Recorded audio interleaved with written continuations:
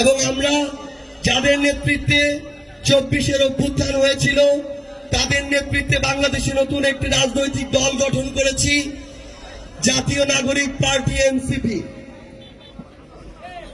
আমরা নতুন এই জুলাই দেশ গড়তে জুলাই পদযাত্রায় বের হয়েছি। বিগত অর্ধ শতাব্দীর বাংলাদেশের রাজনৈতিক কালচারে জনগণের ক্ষমতায়নের নামে আমরা শুধুমাত্র নেতাদের ক্ষমতায়ন দেখেছি। আমরা মনে করি আগামীর আমাদের যে স্বপ্নের বাংলাদেশ, সেখানে জনগণের অধিকারকে চাওয়াকে প্রাধান্য দিয়ে যদি আমরা নতুন বাংলাদেশ গড়তে চাই, তাহলে আমাদের জনগণের কাছে ছুটে যেতে হবে। 24 জুলাইয়ের পরে এই প্রথম যে জুলাই এসেছে 25 জুলাই, সেই জুলাইয়ে আমরা সেই পথ বেছে নিয়েছি।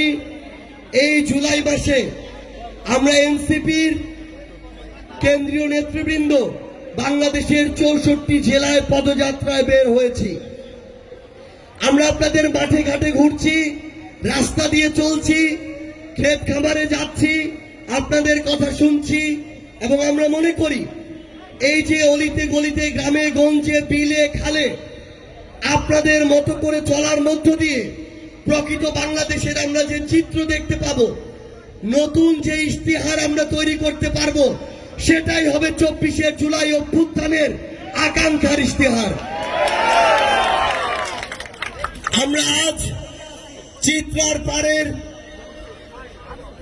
এই সুন্দর সাজানো গোছানো নড়াইলে ছোট্ট শহরে এসে উপস্থিত হয়েছি, কিন্তু আমরা যখন আজ মাগুরা থেকে নড়াইলে আসছিলাম, আমরা একটা রাস্তা দেখলাম।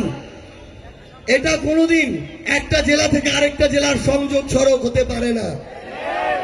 একটা রাস্তার এত বিধ্বস্ত অবস্থা, মনে হয় এখানে গাজার যুদ্ধ হয়েছে।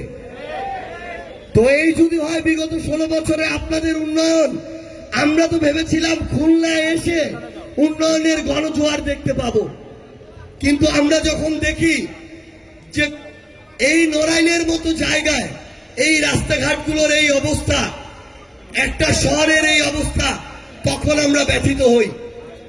আমরা আপনাদের এই কথাগুলো শুনে এবং আমরা যে আকাঙ্ক্ষাগুলো ধারণ করি সেগুলো আপনাদেরকে জানাতে এসেছি।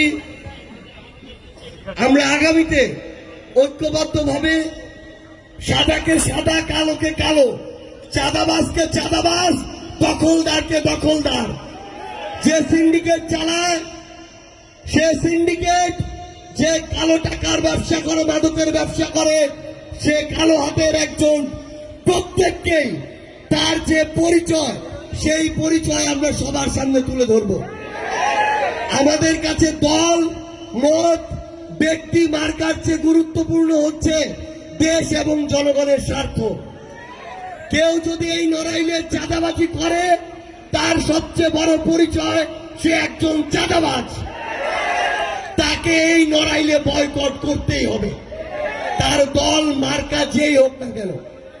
আমরা আপনাদের কাছে এসেছি, আমরা আমাদের সহযোদ্ধারা যাদের ঘোষণা আপনারা রাজপথে নেমেছিলেন 24 অভ্যুত্থানে, যাদের স্লোগানে বাংলার রাজপথ প্রকম্পিত হয়েছিল, যাদের সাথে আপনারা একসাথে লড়াই করেছেন, আমাদের অভ্যুত্থানের সহযোদ্ধারা এখানে রয়েছেন, আমরা তাদের কথা শুনবো।